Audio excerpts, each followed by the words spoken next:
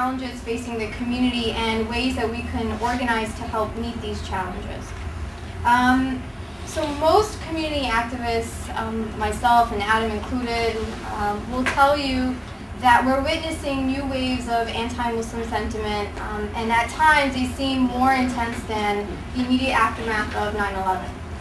So we're seeing Islam, Muslims, our religious institutions that have been targeted, demonized, and most recently we're seeing this in the opposition of mosques and Islamic centers nationwide through the criminalization of the word Sharia that most people can't define. And recent congressional hearings, as Adam mentioned, investigating an entire American faith community. So when we start to look at what's fueling this sentiment or what's allowing for this kind of sentiment to proliferate, you can see the use of talk radio, television, as vehicles to help mainstream some of these bigoted views about Islam and Muslims, but they also provide a platform for this growing cottage industry of hate promoted by extreme right groups. Stop the Islamization of America is a very popular one. Pamela Geller, if you remember correctly, just last summer, had a very well orchestrated campaign against a Park 51, a Muslim YMCA, which is what it is. Instead, what we were seeing is Pamela Geller and other very well-known Islamophobes like Robert Spencer were smearing it and calling it the Ground Zero Mosque, and it that name unfortunately has stuck, and it haunts it ever since. So this has a really great impact on the psyche of the general public, and it is because when you're constantly being bombarded with images and commentary that paint Muslims as the enemy from within, and we're all engaging in this really grand, nefarious plan to overthrow the government and implement Sharia law. But what's worse, so you have this like smearing in the public sphere, but what's worse is, or equally dangerous, I can't seem to distinguish anymore, is the institutionalization of Islamophobia or anti-Muslim sentiment, and it's namely by our elected officials and law enforcement. So the fear of creeping Sharia is actually part of this larger McCarthyite theme of the emerging Muslim threat. And some manifestations of that fear are now coming to the forefront. So one example is I was, as Adam mentioned, part of CARE, and right before I left, our Oklahoma office was dealing with a proposed bill to ban Sharia in that state, when there was no such threat, nothing to suggest that Muslims wanted to, get rid of the constitutional privileges that we so cherish. But since that point, over a dozen states are now considering such measures. And basically, the most recent one that I actually was reading on was a proposed bill in Tennessee that would actually make it a felony for Muslims to perform everyday religious practices like praying, fasting, giving to charity, because it would be defined by this law as banned Sharia practices. You and I know, I feel like I'm preaching to the choir that these bills are actually, they're very clearly unconstitutional, but with the backing of politicians, they found their way into public discourse, adding to this already heightened suspicion about Muslims.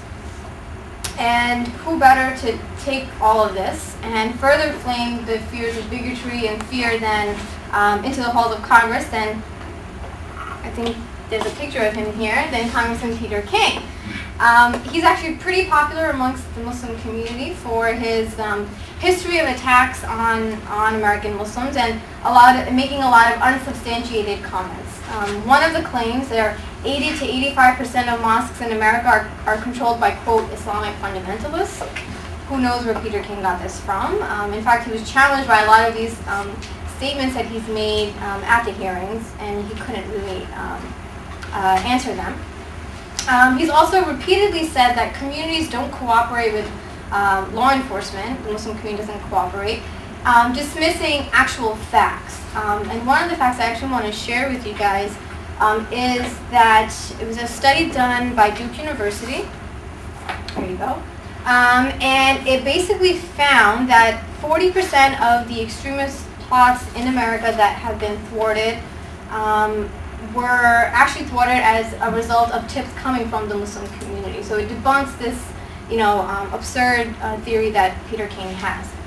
It was this sentiment that drove last week's congressional hearings that set out to investigate radicalization, but instead, I forgot who it was during the hearing. They mentioned that all of this amounted to good political theater, because that's exactly what it was. So the hearings not only lacked any evidence on the actual issue of the so-called homegrown terrorism by Muslim Americans, but it also served as an opportunity to smear and criticize national Muslim groups like the Council on American-Islamic Relations. A few of my former colleagues and I, we actually dubbed this recent public attack by Peter King as the acorning of care, because that's what it essentially was. There's a lot more to the King hearings, but I'm going to leave that to my colleagues on the panel who are going to further discuss the details and the implications of this kind of ostracizing of an entire community. The other important piece to this discussion is the role law enforcement plays in manifesting these myths about Muslims via their policies. One really quick example is of the NYPD and a report that they released in 2007 titled Radicalization in the West, the Homegrown Threat. This report, in short, is bad policy. It's deeply, deeply problematic. It actually couples religion with terror and does the same thing that some of these bills do. It criminalizes regular, ordinary practices, religious practices. It's riddled with Islamophobic references throughout the entire 80-page document. And it also posits lawful community activism as indicators of radicalization, which is actually really interesting. On the one hand, a lot of us are doing the good work and encouraging the community to become active and engage in the civic process, but that is somehow categorized as a radicalization indicator by the NYPD. As a result of the report, as Adam mentioned, we helped found a coalition. It's called the Muslim American Civil Liberties Coalition.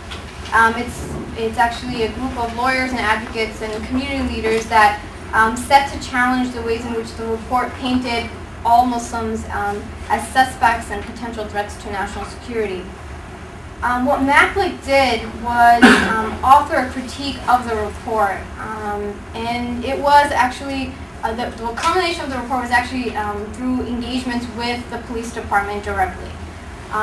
The irony of it all is that our critique was used as part of the written testimony for one of the witnesses at the King hearings as an example of Muslims not cooperating. So I thought that was kind of funny. We take every hit like that as a badge of honor, that's for sure.